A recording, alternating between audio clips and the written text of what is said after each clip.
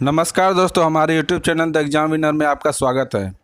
दोस्तों, आज का टॉपिक है भाषा शिक्षण के सिद्धांत। ये जो सीटेट और यूपीटेट 2021 के एग्ज़ाम में बहुत ही इम्पोर्टेंट है टॉपिक, जो भाषा वन के हिंदी पेडागोजी के अंतर्गत आता है। और जो भी प्रश्न जो बार बार प्रश्न पूछे जाते हैं हमारे एग्ज़ाम में, तो उन प्रश्नों को यहाँ पर रखा गया है। तो देखते हैं ये प्रश्न कौन से हैं। तो दोस्तों, वीडियो को लाइक शेयर कर दीजिएगा और इस चैनल पर पहली बार आए हैं तो सब्सक्राइब कर लीजिएगा और बेल आइकन प्रेस कर दीजिएगा, जिससे अगले आने वाली वीडियो का नोटिफिकेशन आपको मिलता रहे। तो दोस्तों, देर न करते हुए देखते हैं कौन कौन से ये प्रश्न हैं। चलिए बढ़ते हैं अगले प्रश्न, पहला प्रश्न की ओर। पहला प्रश्न है प्रश्न संख्या 1। भाषा के संदर्भ में कौन सा कथन असत्य है? भाषा के संदर्भ में कौन सा कथन असत्य है? यहाँ असत्य पूछा गया है।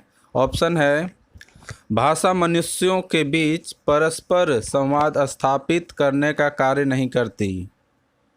दूसरा है, भाषा ज्ञानार्जन का साधन है। तीसरा, भाषा सामाजिक अस्मिता का साधन है।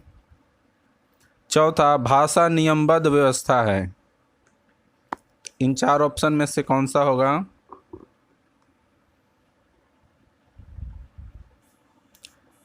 इसका ऑप्शन हो जाएगा भाषा के संदर्भ में कौन सा कथन असत्य है। असत्य हो जाएगा, पहला ही होगा। भाषा मनुष्यों के बीच परस्पर संवाद स्थापित करने का कार्य नहीं करती। बिल्कुल गलत है। बढ़ते हैं अगले प्रश्न की ओर। प्रश्न संख्या 2। भाषा शिक्षण है। ऑप्शन में है, यह जानना कि बच्चा पढ़ना लिखना कैसे सीखता है।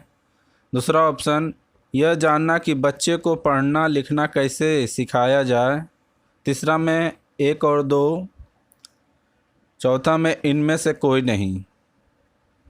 भाषा शिक्षण है, ये दोनों सही हो जाएगा, यानी कि तीसरा ऑप्शन आपका सही होगा। बढ़ते हैं अगले प्रश्न की ओर। अगला प्रश्न है प्रश्न संख्या 3। भाषा शिक्षण आवश्यक है। पहला ऑप्शन, भाषाई कौशल से परिचित कराने के लिए, बच्चों की कल्पनाशीलता को बढ़ाने के लिए। तीसरा, सृजनात्मकता का विकास करने के लिए। उपयुक्त सभी। भाषा शिक्षण आवश्यक है, इसका हो जाएगा चौथा ऑप्शन होगा, उपयुक्त सभी। बढ़ते हैं अगले प्रश्न की ओर। प्रश्न संख्या 4। भाषा शिक्षण का उद्देश्य है। ऑप्शन में है, वक्ता के विचारों को समझ पाने की योग्यता का विकास, केवल पठन कौशल का विकास, पाठ्य पुस्तकों से इतर पुस्तकों को पढ़ने की क्षमता का विकास। चौथा ऑप्शन में 1 और 3। भाषा शिक्षण का उद्देश्य, तो दोस्तों इसमें से आपका ऑप्शन हो जाएगा, चौथा ऑप्शन सही होगा, 1 और 3।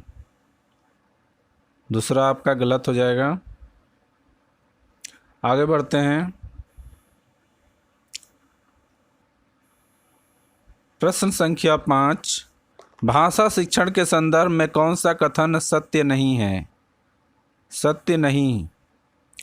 ऑप्शन में है, भाषा शिक्षण में समृद्ध भाषिक परिवेश उपलब्ध कराना जरूरी है।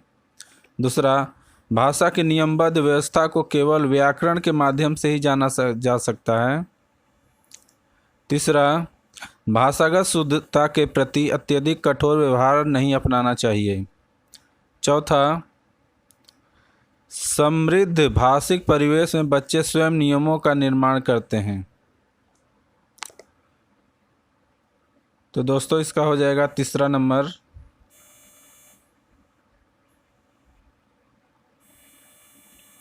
बढ़ते हैं अगले प्रश्न की ओर। प्रश्न संख्या 6।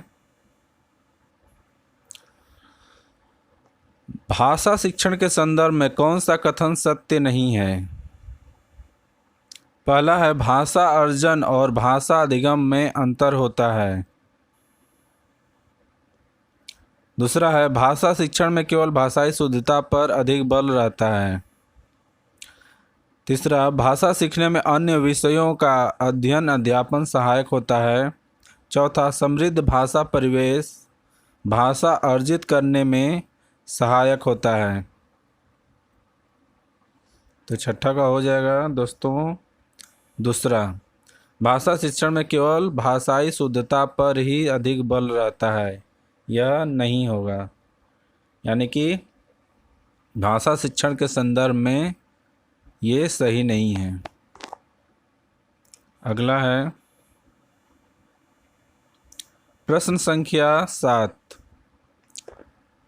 इसमें प्राथमिक स्तर पर भाषा शिक्षण का कौन सा उद्देश्य अनिवार्यतः नहीं है? विभिन्न संदर्भों में प्रयुक्त शब्दों के सही अर्थ ग्रहण करना, विभिन्न संदर्भों और स्थितियों में अपनी बात व्यक्त करने की कुशलता का विकास, भाषा के आलंकारिक प्रयोग की क्षमता का विकास। चौथा, मानवीय मूल्यों का विकास।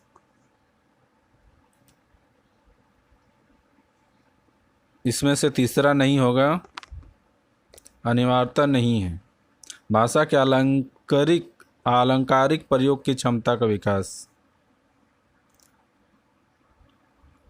आगे देखते हैं दोस्तों, अगला प्रश्न है प्रश्न संख्या 8।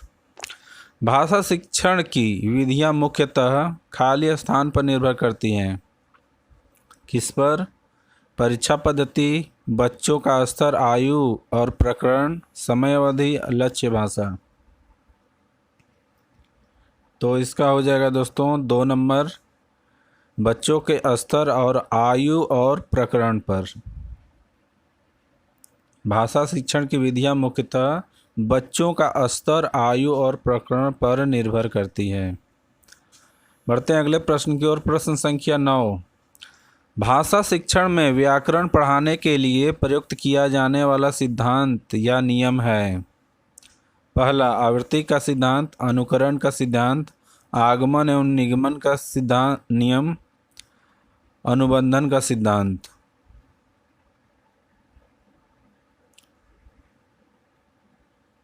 तीसरा हो जाएगा आगमन एवं निगमन का नियम।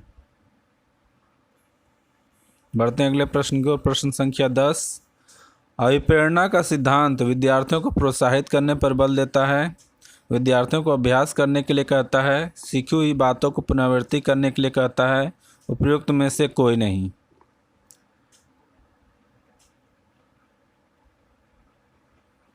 बिल्कुल सही पहला होगा। अभिप्रेरणा का सिद्धांत विद्यार्थियों को प्रोत्साहित करने पर बल देता है। आगे देखेंगे प्रश्न संख्या 11। विद्यार्थी की भाषा पर उसके सामाजिक परिवेश का प्रभाव पड़ता है। यह सिद्धांत है अनुबंधन का, अनुकरण का, साहचर्य का, जीवन समन्वय का। बिल्कुल सही, अनुकरण का। अगले प्रश्न की ओर बढ़ते हैं। अगला प्रश्न है प्रश्न संख्या 12। मातृभाषा शिक्षण विद्यार्थी के भाषा शिक्षण में व्यवधान उत्पन्न करता है, शिक्षण को सरल बनाता है, अध्यापक के शैक्षिक कार्य में बाधक बनता है, शिक्षण सिद्धांतों के विपरीत है। इसमें से कौन सा होगा ऑप्शन? मातृभाषा शिक्षण। बिल्कुल सही, मातृभाषा शिक्षण को सरल बनाता है। अगला है प्रश्न संख्या 13। कौन सा नियम स्थल ज्ञान से सूक्ष्म ज्ञान की ओर अग्रसर होने की बात कहता है? पहला, ज्ञात से अज्ञात की ओर, अनिश्चित से निश्चित की ओर का, पूर्ण से अंश की ओर का, मूर्त से अमूर्त की ओर का। कौन सा नियम? बिल्कुल सही, चौथा ऑप्शन ही सही होगा, मूर्त से अमूर्त की ओर। नियम मूर्त से अमूर्त की ओर का नियम स्थल ज्ञान से सूक्ष्म ज्ञान की ओर अग्रसर होने की बात कहता है। बढ़ते हैं अगले प्रश्न की ओर। प्रश्न संख्या 14। गणित के शिक्षक को राहुल को वाक्य सही करने के लिए कहा। गणित के शिक्षक ने राहुल को वाक्य सही करने के लिए कहा। उनके द्वारा ऐसा करना भाषा शिक्षण के किस सिद्धांत के अंतर्गत आएगा? मनोरंजन, अनुकरण, मौखिक एवं लेखन कार्य का सिद्धांत, बहुमुखी प्रयास। बिल्कुल सही, ये बहुमुखी प्रयास होगा। अगला प्रश्न है प्रश्न संख्या 15। कविता पाठ करवाना किस सिद्धांत के अंतर्गत आता है? जीवन समन्वय का सिद्धांत, शिक्षण सूत्रों का सिद्धांत, क्रियाशीलता का सिद्धांत, बाल केंद्रितता का सिद्धांत। तो 15 का हो जाएगा दोस्तों तीसरा नंबर, क्रियाशीलता का सिद्धांत। कविता पाठ करवाना क्रियाशीलता का सिद्धांत के अंतर्गत आता है। बढ़ते हैं अगले प्रश्न की ओर। प्रश्न संख्या 16। आरंभ में इनमें से किस सिद्धांत के आधार पर बालक भाषा सीखता है? पहला, बहुमुखी प्रयास के सिद्धांत पर, मनोरंजन के सिद्धांत पर, अनुकरण के सिद्धांत पर, अभ्यास के सिद्धांत पर। आरंभ में, तो इसका हो जाएगा तीसरा, अनुकरण के सिद्धांत पर बालक भाषा सीखता है। अगला देखेंगे प्रश्न संख्या 17। भाषा शिक्षण की अनुवाद विधि मातृभाषा को मध्यस्थ नहीं बनाती, मातृभाषा की उपेक्षा करती है, मातृभाषा को मध्यस्थ बनाती है, लक्ष्य भाषा को ही श्रेष्ठ सिद्ध करती है।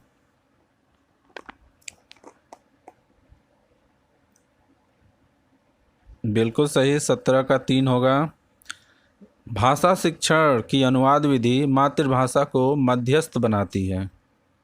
अगला प्रश्न प्रश्न संख्या 18। भाषा की कक्षा में कौन से शिक्षण युक्ति सबसे कम प्रभावी है? ये पूछ रहा है कम। उचित गति एवं प्रवाह के साथ पढ़ने पर बल देना, शुद्ध उच्चारण पर अत्यधिक बल देना, बच्चों की रुचि के अनुसार परिचित विषय या प्रसंग पर चर्चा, दूसरों की हस्तलिखी सामग्री, पत्र आदि पढ़वाना। बिल्कुल सही, 18वां जो कम प्रभावी है, दूसरों की हस्तलिखित सामग्री, पत्र आदि पढ़वाना। प्रश्न संख्या 19। कहानियाँ बच्चों के भाषा विकास में किस प्रकार सहायक है? ऑप्शन, ये भाषिक नियम ही सिखाती हैं, बच्चों के खाली समय का सदुपयोग करने में मदद करती हैं, ये पाठ्य पुस्तक का सबसे महत्वपूर्ण हिस्सा है, ये बच्चों की कल्पना शक्ति, सृजनात्मकता और चिंतन को बढ़ावा देती है।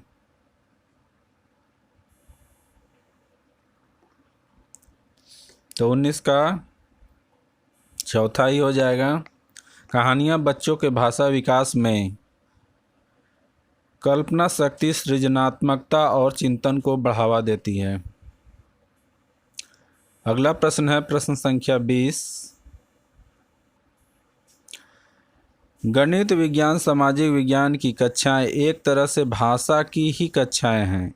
इस कथन के समर्थन में कौन सा तर्क सबसे कमजोर है? पहला, विभिन्न विषयों के शिक्षण में भाषा शिक्षण एक मुख्य उद्देश्य होता है। विभिन्न विषयों की अवधारणात्मक समझ की अभिव्यक्ति भी भाषा विशेष में होती है। विभिन्न विषयों की अवधारणाएं किसी भाषा विशेष से बनती है। विभिन्न विषयों के अध्ययन अध्यापन में भाषा साधन का कार्य करती है।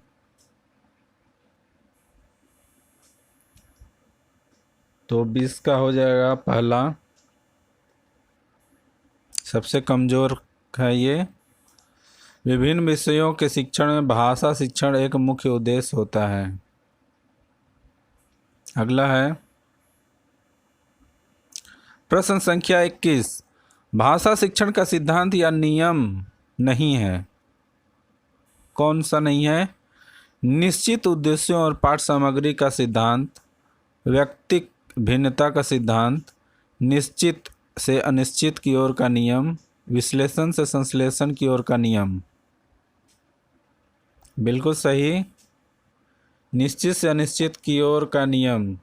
ये भाषा शिक्षण का सिद्धांत या नियम नहीं है। अगला प्रश्न है प्रश्न संख्या 22। उदाहरण देकर नियमों का निर्धारण किया जाता है। विशेष से समान की ओर नियम, सरल से जटिल की ओर नियम में, मनोवैज्ञानिक से तार्किक की ओर नियम से, आगमन से निगमन की ओर नियम में।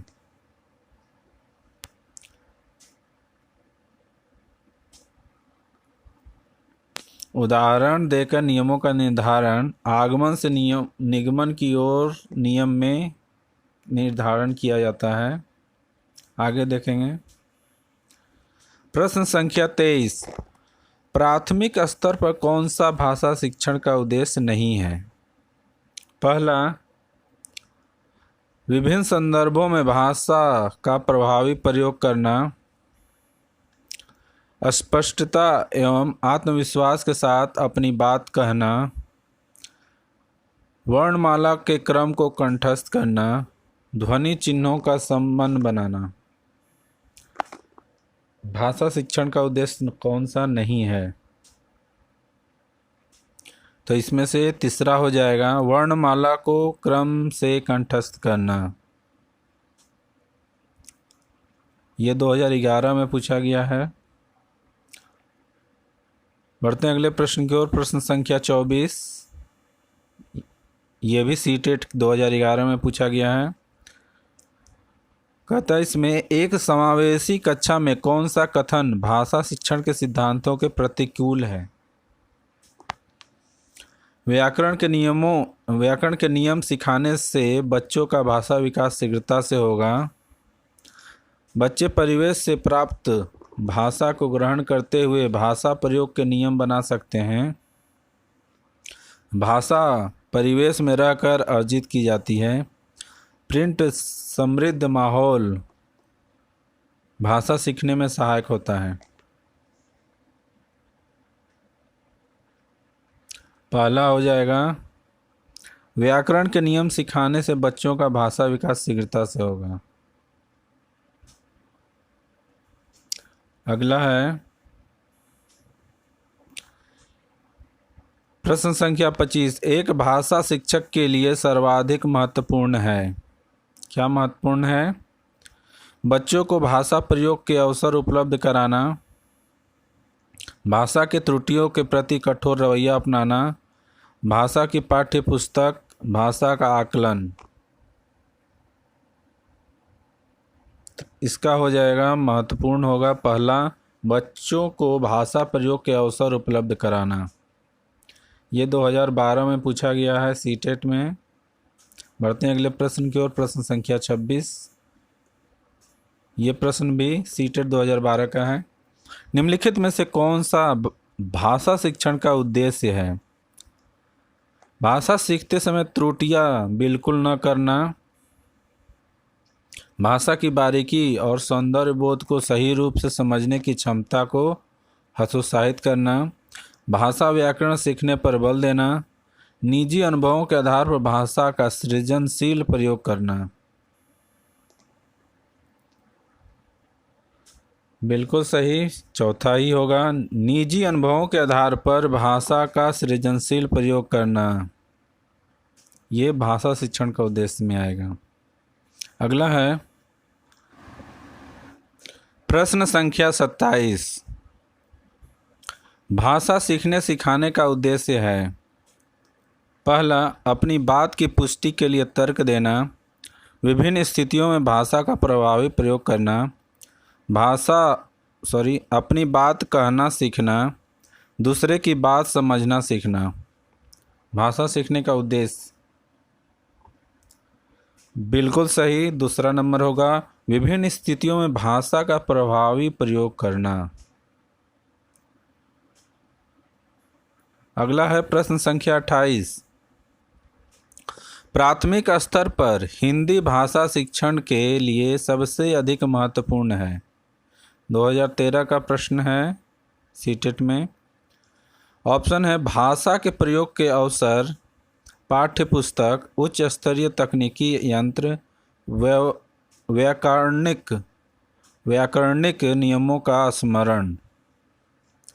प्राथमिक स्तर पर हिंदी भाषा शिक्षण के लिए सबसे अधिक महत्वपूर्ण, तो इसका हो जाएगा पहला भाषा प्रयोग के अवसर। अगला प्रश्न है प्रश्न संख्या 29। प्राथमिक स्तर पर भाषा शिक्षण की प्राथमिकता होनी चाहिए।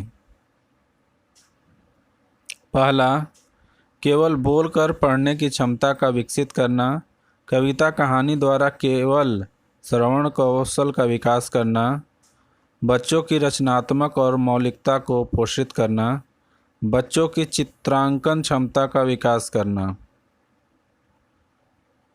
प्राथमिक स्तर पर भाषा शिक्षण की प्राथमिकता होनी चाहिए। बिल्कुल सही, तीसरा ही होगा, बच्चों की रचनात्मकता और मौलिकता को पोषित करना। अगला प्रश्न है प्रश्न संख्या 30। इनमें से कौन सा प्राथमिक स्तर पर हिंदी भाषा शिक्षण का उद्देश्य नहीं है? कौन सा नहीं है? संदर्भ के अनुसार लगाकर पढ़ने का प्रयास करना, संदर्भ के अनुसार लगाकर पढ़ने का प्रयास करना, चित्रकारी को स्वयं की अभिव्यक्ति का माध्यम बनाना, बच्चों की भाषा और स्कूल की भाषा में संबंध बनाते हुए उसे विस्तार देना, सुनी गई बातों का ज्यों का त्यों दोहराना। बिल्कुल सही, दूसरा, ये उद्देश्य नहीं है, चित्रकारी को स्वयं की अभिव्यक्ति का माध्यम बनाना। पहला है अगला प्रश्न है प्रश्न संख्या 31। प्राथमिक स्तर पर बच्चों को भाषा सिखाने का सर्वोपरि उद्देश्य है। 2014 का ये प्रश्न है। सर्वोपरि उद्देश्य ऑप्शन में मुहावरों, लोकोक्तियों का ज्ञान प्राप्त करना, कहानी कविताओं को दोहराने की कुशलता का विकास करना, तेज प्रवाह के साथ पढ़ने की योग्यता का विकास करना, अपनी बात को दूसरे के समक्ष अभिव्यक्ति करने की कुशलता का विकास करना। बिल्कुल सही, चौथा ही होगा, अपनी बात को दूसरे के समक्ष अभिव्यक्ति करने की कुशलता का विकास करना। अगले प्रश्न की ओर बढ़ते हैं। प्रश्न संख्या 32। पाठ के अंत में अभ्यास और गतिविधियां देने का उद्देश्य है। बच्चों के अभिव्यक्ति के अवसर देना, बच्चे को व्यस्त रखने हेतु गतिविधियां बनाना, बच्चों को याद करने हेतु सामग्री उपलब्ध करने में सहायता करना, गृहकार्य सामग्री जुटाना। पहला ही होगा बच्चों को अभिव्यक्ति के अवसर देना। बढ़ते हैं अगले प्रश्न की ओर। प्रश्न संख्या 33। प्राथमिक स्तर पर भाषा सिखाने की सर्वश्रेष्ठ विधि है। 2014 का है प्रश्न। बच्चों के साथ कविता गाना, बच्चों को कहानी सुनाना, बच्चों को पाठ्य पुस्तक पर आधारित वीडियो कार्यक्रम दिखाना, बच्चों को भाषा का प्रयोग करने के विविध अवसर देना। प्राथमिक स्तर पर भाषा सिखाने का सर्वश्रेष्ठ विधि, तो इसका हो जाएगा चौथा, बच्चों को भाषा प्रयोग करने की विविध अवसर देना।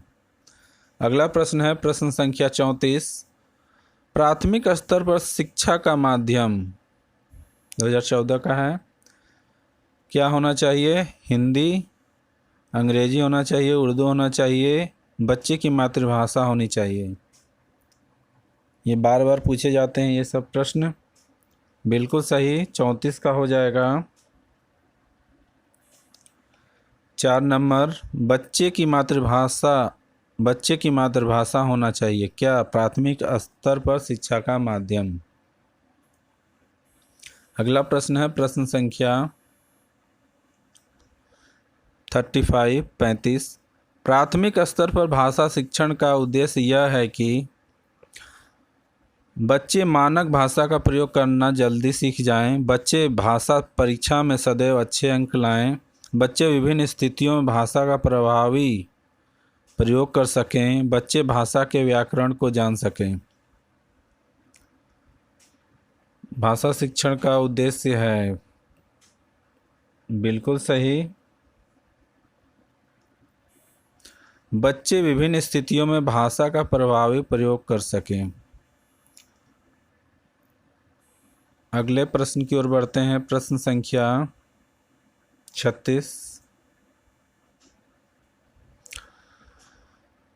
पठन पाठन के अंत में ऐसे अभ्यास एवं गतिविधियां हो जो सरल भाषा वाले हों, बच्चे को स्वयं कुछ करने और सीखने का अवसर प्रदान करें, केवल पाठ से ही संबंधित हो, पाठ पर बिल्कुल आधारित न हो। बिल्कुल सही, 2 होगा। बच्चों को स्वयं कुछ करने और सीखने का अवसर प्रदान करें। बढ़ते हैं अगले प्रश्न की ओर। प्रश्न संख्या 37। पहली और दूसरी कक्षा में भाषा शिक्षण के साथ ही कला शिक्षण को समेकित करने का उद्देश्य नहीं है। समेकित करने का उद्देश्य नहीं है। चित्र के माध्यम से अभिव्यक्ति का विकास,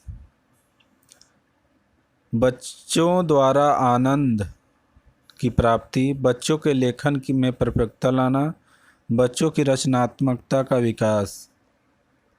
समेकित करने का उद्देश्य नहीं पूछ रहा है।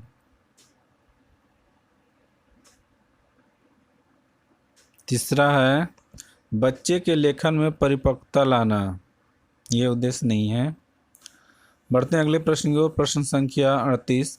भाषा सीखने की कौन सी विधि मातृभाषा को मध्यस्थ बनाए बिना दूसरी भाषा को सीखने में सहायक होती है?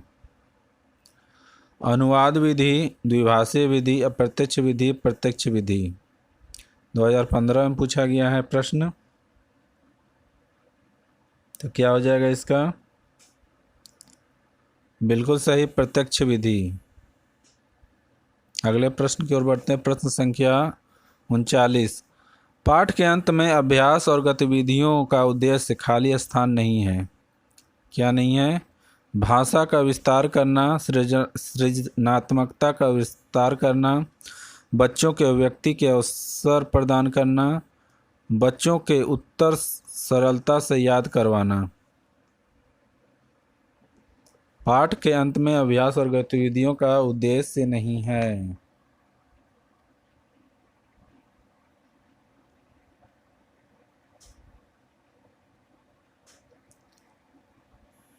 ये सही हो जाएगा। भाषा का विस्तार करना, ये भी सही है। सृजनात्मक विस्तार, ये भी सही।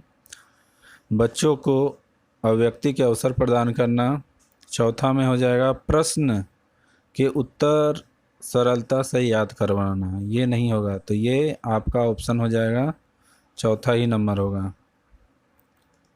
क्योंकि यहाँ नहीं पूछा गया है। अगला है, अगले प्रश्न की ओर बढ़ते हैं। प्रश्न संख्या 40। भाषा की कक्षा में यह जरूरी है कि भाषा शिक्षक भाषा का पूर्ण ज्ञाता हो। भाषा शिक्षक बच्चों की उच्चारणगत शुद्धता पर विशेष ध्यान दे।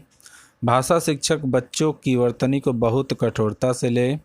स्वयं भाषा शिक्षक की भाषा प्रभावी हो।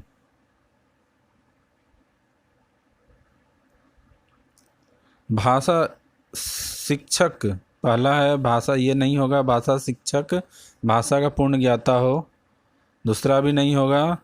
भाषा शिक्षक बच्चों की उच्चारणता पर शुद्धता पर विशेष ध्यान दे, तीसरा भी नहीं होगा। चौथा हो जाएगा स्वयं भाषा शिक्षक की भाषा प्रभावी हो। 40 का 4। अगले प्रश्न की ओर बढ़ते हैं। प्रश्न संख्या 41।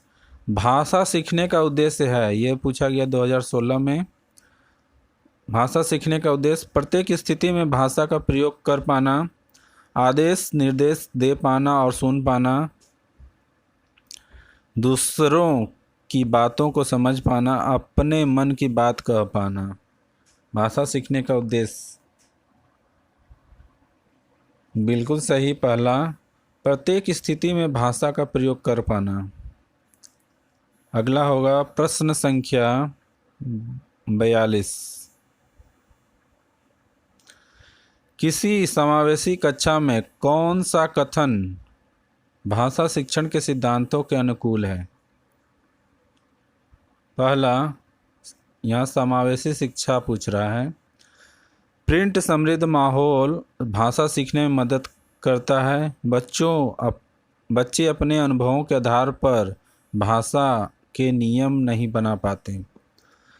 भाषा विद्यालय में रहकर अर्जित की जाती है। व्याकरण के नियमों का ज्ञान भाषा विकास की गति त्वरित करता है। समावेशी कक्षा में होगा प्रिंट समृद्ध माहौल भाषा सीखने में मदद करता है। तो दोस्तों, ये थे भाषा शिक्षण सिद्धांत के इम्पोर्टेंट क्वेश्चंस जो एग्ज़ाम में बार बार पूछे जाते हैं। तो दोस्तों, मिलते हैं अगले वीडियो में। नमस्कार।